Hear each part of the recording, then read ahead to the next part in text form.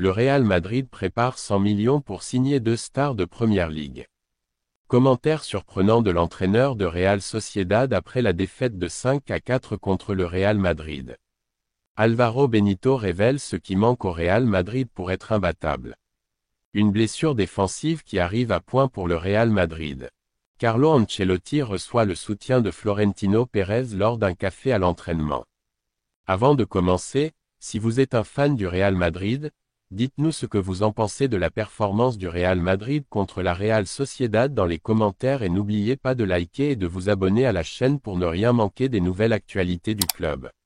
Merci pour le soutien. Le Real Madrid a 2 objectifs clés pour le mercato estival. Le Real Madrid poursuit son plan de renforcement avec des jeunes talents et a déjà jeté son dévolu sur la Première Ligue. La direction merengue, emmenée par Florentino Pérez et José Ángel Sánchez, serait prête à débourser 100 millions d'euros pour s'offrir 2 pépites de Bournemouth, 60 millions pour Dinu Eisen et 40 millions pour Milos Kerkez.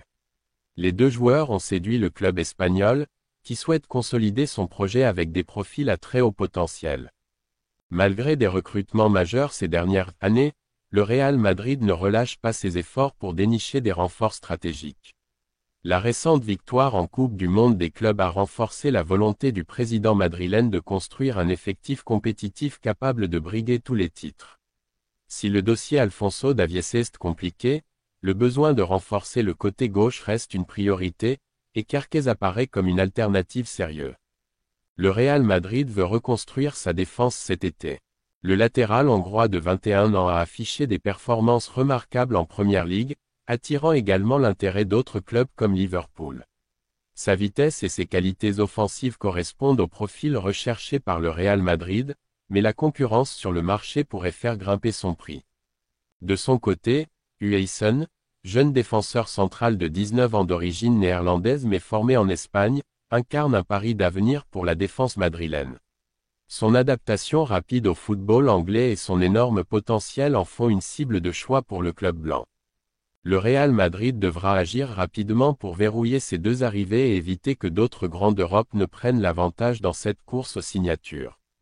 Avec une défense à repenser, ces 2 recrues pourraient marquer le début d'une nouvelle ère dans la construction de l'effectif. Commentaire surprenant de l'entraîneur de la Real Sociedad après l'élimination face au Real Madrid en Copa del Rey. La Real Sociedad a livré une performance héroïque face au Real Madrid en demi-finale de la Copa del Rey, mais c'est finalement le club merengue qui s'est qualifié grâce à la règle du but à l'extérieur après un match retour incroyable, 4-4, et un score cumulé de 5-4. Malgré la défaite, l'entraîneur de la Real Sociedad, Imanol Alguacil, a tenu des propos étonnants en conférence de presse, mélangeant fierté, critique voilée et un hommage inattendu à son adversaire. Dès les premières questions, Alguacil a surpris en déclarant « Personne ne nous donnait une chance avant cette double confrontation, et pourtant, nous avons prouvé que le Real Madrid n'est pas invincible.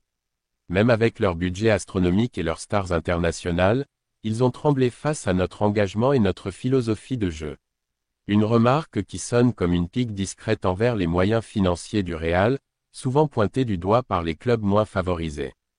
L'entraîneur basque n'a pas caché sa frustration concernant certaines décisions arbitrales, même s'il a refusé d'en faire une excuse, il y a eu des moments charnières où le match aurait pu basculer différemment.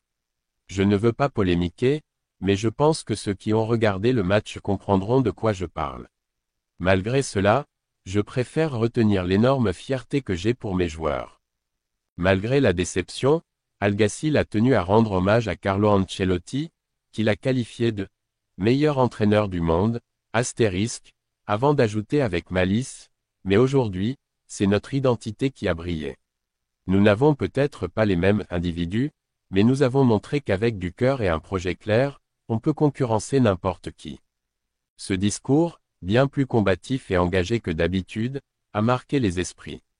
Loin des déclarations protocolaires, Alguacil a envoyé un message fort sur l'état d'esprit de son équipe et sa volonté de continuer à progresser.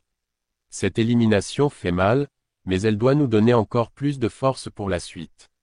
Nous avons montré que nous appartenons à ce niveau, et ce n'est qu'un début.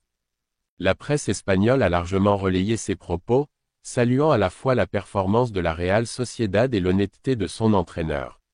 Un moment rare où, malgré la défaite, c'est le petit poucet qui a volé la lumière aux géants madrilènes.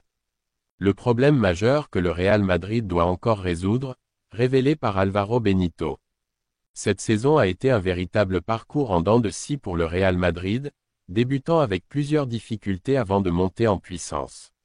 Le club a dû faire face à des blessures majeures et à la baisse de performance de certains joueurs, ce qui a compliqué le début de saison. Cependant, grâce à des ajustements tactiques et au renforcement de plusieurs postes, l'équipe a su redresser la barre. Pourtant, un problème persiste et a été mis en lumière par Álvaro Benito. Quand ils le font, quand ils jouent des matchs défensifs solides, l'équipe devient pratiquement imbattable. Álvaro Benito. Malgré la forme impressionnante du Real Madrid en ce moment, sa défense reste un point faible préoccupant. En encaissant 7 buts lors des 6 derniers matchs, les lacunes défensives de l'équipe sont évidentes. C'est une équipe qui ne défend pas bien, quelles que soient les circonstances du jeu. Maintenant, il n'y a plus de place pour l'erreur. Álvaro Benito. Álvaro a clairement averti que ce problème doit être résolu au plus vite si le Real Madrid veut continuer à lutter pour tous les titres en jeu cette saison. Les faiblesses défensives du Real Madrid. Avec un Mbappé en feu, un milieu de terrain amélioré et un côté droit sécurisé par Valverde, le Real Madrid traverse une période faste. Mais alors que la saison entre dans sa phase décisive et que les adversaires deviennent de plus en plus redoutables, une question demeure, la défense du Real Madrid est-elle prête à relever ces défis? Le constat d'Álvaro Benito est clair, le Real Madrid doit impérativement renforcer son secteur défensif. Plusieurs aspects doivent être corrigés immédiatement. Mieux défendre en transition pour éviter les contres adverses trop faciles. Augmenter le pressing dans le camp adverse afin de réduire les opportunités des équipes rivales. Améliorer le positionnement défensif en bloc médian et bas pour assurer une plus grande solidité. Bien que Raúl Asensio ait montré de belles choses, Álvaro Benito estime que son talent seul ne suffira pas à compenser les lacunes défensives actuelles du Real Madrid. Le message est donc limpide. Carlo Ancelotti et son staff ont un énorme travail à accomplir pour rectifier la situation. Quelle solution pour le Real Madrid? Malgré ces difficultés, Álvaro Benito reste optimiste et continue de croire en la capacité du Real Madrid à surmonter ce problème. Il est convaincu que l'expérience d'Ancelotti et la qualité du groupe permettront de trouver les ajustements nécessaires. Avec l'approche des grands rendez-vous en Ligue des Champions et en Liga, le club madrilène ne peut plus se permettre d'avoir une défense aussi friable. S'il veut aller chercher des titres cette saison, le Real Madrid doit impérativement renforcer son arrière-garde pour éviter de voir ses ambitions compromises par des erreurs défensives. Le défi est lancé, à Ancelotti et ses joueurs de prouver qu'ils peuvent être aussi solides défensivement qu'ils le sont offensivement. Le Real Madrid affrontera Arsenal en Ligue des Champions avec un avantage inattendu. Le Real Madrid, tenant du titre de la Ligue des Champions, se prépare à affronter Arsenal en quart de finale plus tard ce mois-ci. Couronné champion d'Europe pour la 15e fois la saison dernière, le club madrilène fait une nouvelle fois partie des grands favoris pour soulever le trophée. Cependant, une nouvelle pourrait jouer en leur faveur, Arsenal vient de subir un coup dur avec la blessure d'un de ses piliers défensifs. Un coup dur pour Arsenal, la blessure de Gabriel Magalhães. Mardi dernier, Arsenal affrontait Fulham en Première Ligue, mais le match a pris une tournure inquiétante pour les Gunners. Dès la première mi-temps, Gabriel Magalhães, l'un des meilleurs défenseurs de l'équipe cette saison, a dû quitter le terrain. Le Brésilien, auteur de 5 buts toutes compétitions confondues, a ressenti une douleur à l'ischio-jambier après un sprint défensif. Alors que le jeu se poursuivait, Gabriel a tenté de tenir bon, mais dès que le ballon est sorti du terrain, il a été immédiatement remplacé.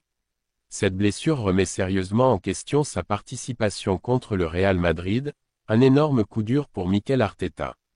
Arsenal devra probablement se passer d'un défenseur solide, expérimenté et très dangereux sur coup de pied arrêté, ce qui pourrait affaiblir considérablement leur arrière-garde face à l'armada offensive madrilène. Le Real Madrid n'est pas épargné par les blessures en défense. Si l'absence de Gabriel Magalhães pourrait avantager le Real Madrid, les merengues ne sont pas non plus au meilleur de leur forme défensive.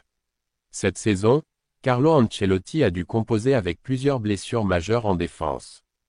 Daniel Carvajal et Eder Militão sont absents depuis l'automne après des ruptures du ligament croisé antérieur. Ferland Mendy est sur la touche depuis début mars et sa disponibilité pour le match contre Arsenal reste incertaine. David Alaba, lui aussi victime d'une grave blessure, vient tout juste de faire son retour dans l'effectif. Face à ces absences, le Real Madrid a dû s'adapter en alignant une défense inédite. Lors du dernier match de Coupe du Roi, David Alaba a été titularisé aux côtés du jeune Raúl Asensio, tandis que Lucas Vázquez et Eduardo Camavinga ont occupé les postes de latéraux. Malgré cette situation compliquée, Alaba s'est montré optimiste. Je suis très heureux d'être de retour après une si longue absence. J'étais prêt à débuter. On travaille ensemble et quand on le fait bien, on est très solide. Nous sommes dangereux en attaque et nous le savons. Nous avons très bien défendu collectivement. Un duel incertain entre deux défenses affaiblies. Ce quart de finale entre Arsenal et le Real Madrid s'annonce palpitant. Si l'absence probable de Gabriel Magalhães affaiblit sérieusement les Gunners, les merengues devront eux aussi composer avec une défense remaniée.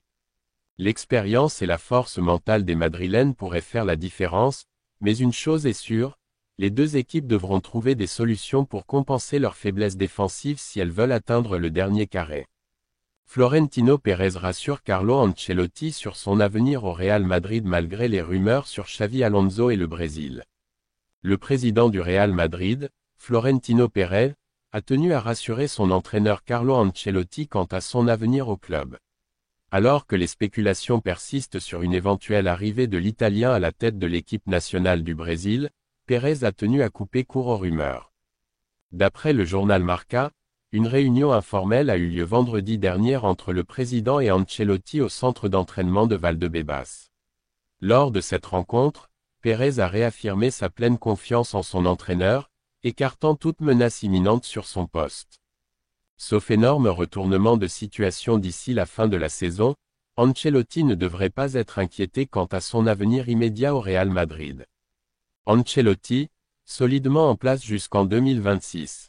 Carlo Ancelotti a signé en décembre 2023 une prolongation de contrat de 2 ans, le liant au club madrilène jusqu'en 2026. Son travail est particulièrement apprécié, d'autant plus que le Real Madrid reste compétitif sur tous les fronts malgré une saison éprouvante. Bien que les décisions concernant l'avenir des entraîneurs soient généralement prises à la fin de la saison, en juillet, après la Coupe du Monde des clubs, tout porte à croire qu'Ancelotti conservera son poste au moins pour une saison supplémentaire. L'Italien a suggéré une année marquée par plusieurs difficultés, notamment de nombreuses blessures dans l'effectif, obligeant à des ajustements tactiques constants.